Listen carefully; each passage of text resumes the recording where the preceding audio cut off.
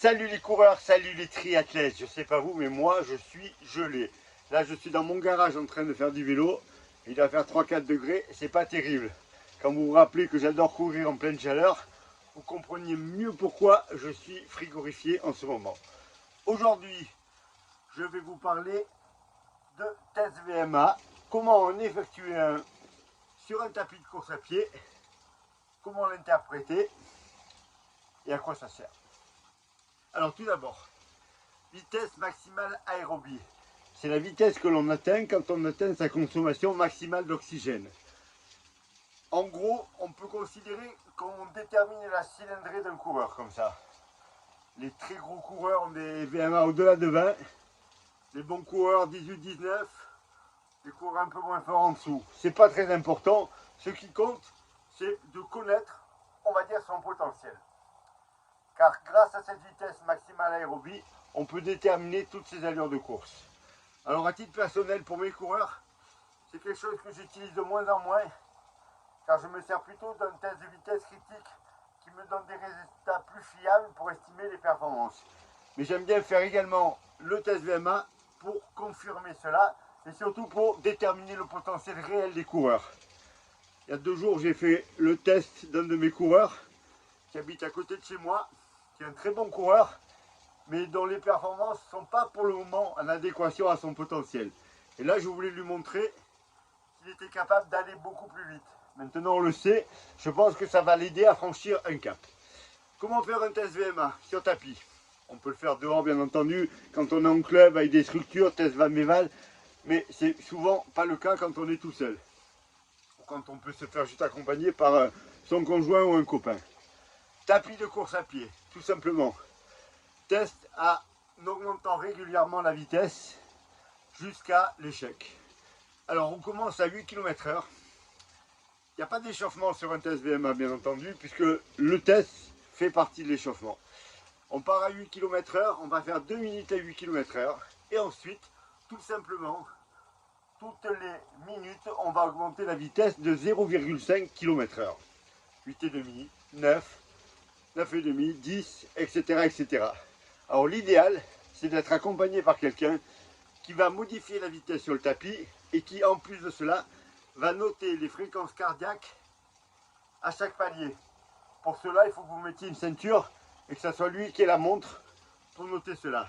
Ça permet de faire une corrélation entre votre vitesse et la fréquence cardiaque. Et ensuite, quand on calcule les allures, de dire, voilà, ton allure footing, c'est telle allure, et ta fréquence cardiaque footing, c'est telle fréquence.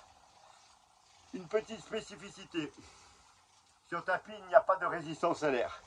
Donc pour éviter de surévaluer la VMA, on va mettre de la pente sur le tapis. Alors moi, je mets 2 pentes différentes en fonction des coureurs. Quand je sais qu'un coureur a une VMA inférieure à 16 km/h, je mets 1%. Ça suffit largement. Par contre, pour les coureurs qui ont plus que ça, pour les très très bons coureurs qui dépassent les 20, je préfère mettre 2 km/h, car sinon je me suis rendu compte avec l'expérience que la VMA était un petit peu surestimée. Vous faites votre test VMA en respectant le protocole dont je vous ai parlé, et ensuite il suffit de prendre une calculette. On va faire très simple, c'est plus précis que ça, mais on va faire très simple. Une allure 10 km, c'est autour de 90% de la VMA. Une allure semi-marathon, 83-85% de la VMA. Le marathon, c'est censé être entre 78 et 80%. Ça vous donne votre potentiel théorique, c'est-à-dire le mieux que vous puissiez faire si vous optimisez votre entraînement. Quand on arrive à atteindre ces valeurs lors des courses, c'est qu'on a fait vraiment le mieux qu'on pouvait à ce moment-là. C'est pour ça que souvent, moi je fais faire des tests VMA à mes coureurs pour me rendre compte qu'en course ils sont encore loin du résultat et qu'ensuite on va travailler autre chose que la VMA, puisqu'il y a possibilité d'aller chercher autre chose dans d'autres allures. Le coureur n'est pas assez endurant, le coureur n'est pas assez résistant, pas la peine de lui rajouter vraiment beaucoup de VMA parce qu'il n'en fait rien.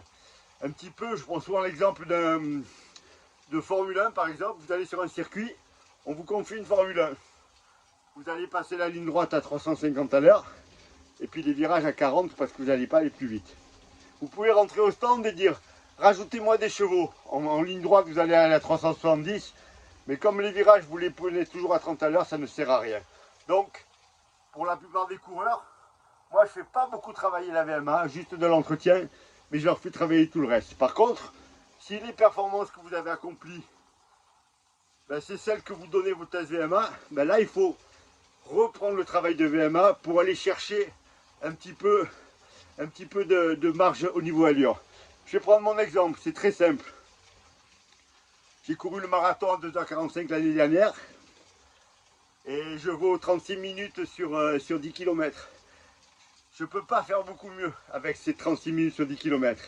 Si je veux encore progresser sur marathon malgré mon âge avancé, il va falloir vraiment que je refasse un petit peu de VMA pour gratter un demi-km/h qui va me permettre d'avoir un petit peu de marge et peut-être d'aller gratter ces 2-3 minutes. Voilà, si vous avez des questions, n'hésitez pas à les poser en commentaire. Je me ferai bien sûr un plaisir d'y répondre et de vous conseiller pour vos prochains tests et choses comme ça. Je peux vous parler également la prochaine fois qu'on fera une vidéo du test de seuil que je fais, un test sur 20 minutes, qui lui me donne vraiment des résultats très intéressants au niveau de évaluation de performance et performance réelle. Voilà les coureurs, je vous dis à bientôt. J'espère que vous ne craignez pas le froid comme moi, parce que sinon c'est compliqué de s'entraîner. Je fais beaucoup de tapis en ce moment. En plus je suis un peu blessé, donc c'est plus facile. Il me tente de retourner dehors, il me tente qu'il fasse de nouveau très beau. Je vous dis à bientôt, entraînez-vous bien. Une bonne début d'année bien sûr à tous, et on se retrouve très vite pour une nouvelle vidéo.